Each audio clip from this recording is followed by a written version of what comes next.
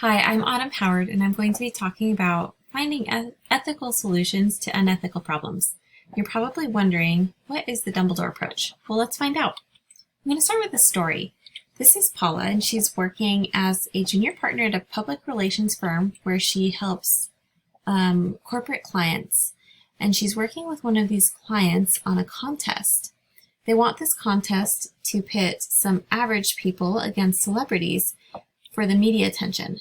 And this company would really love for an average Joe to win. They've made it very clear to Paula that that's their intention so that they'll have great media presence and that people will react positively to the outcomes of this contest. But as the contest draws to a close and Paula's tallying points, she realizes that one of the actors is technically going to win. Now, this is a problem because the client really made it clear that they want one of the average Joes to win and not an actor. So her client tells her to take creative liberties in determining who wins.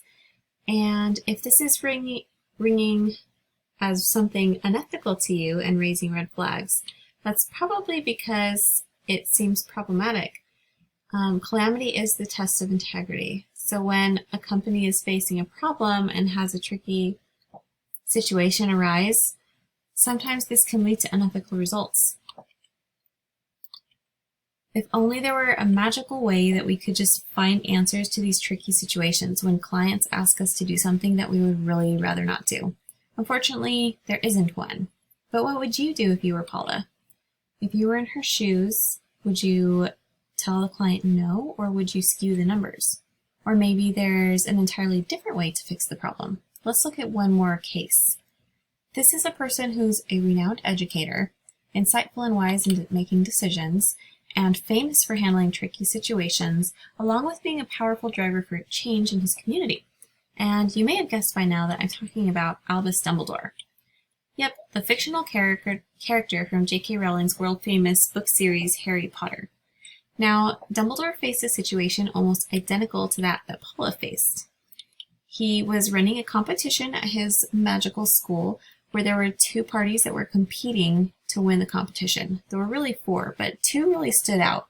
The Gryffindors, who were the brave protagonists, and the Slytherins, who were the slippery antagonists.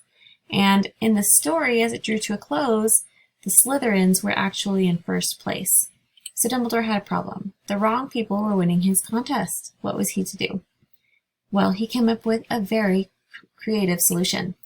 He found some bonus points to award to very deserving individuals in the Gryffindor team, and it made for an inspiring last-minute win to some well-deserving Gryffindors. Now, at this point, you might be wondering, what on earth does this story have to do with my clients? So what's the point? How does this help me? Well, let's look at some of the principles here. Creativity is always dependent on openness and flexibility. In Dumbledore's situation, he operated completely within the rules. We don't have to break the rules to change results, because working within the rules to make what you want to have happen is a way to have that openness and flexibility. When you're facing a challenge, creatively process the situation, and your clients are going to see the results you get and say, wow, I never would have thought of that before. Magic is something that you make through creative thinking. Don't settle for results that aren't what you want. Rather, try to make things happen within the boundaries of the rules and within your ethical comfort zone. Creatively process. Be ethical, be flexible, be creative, and you just might find that you are a PR wizard.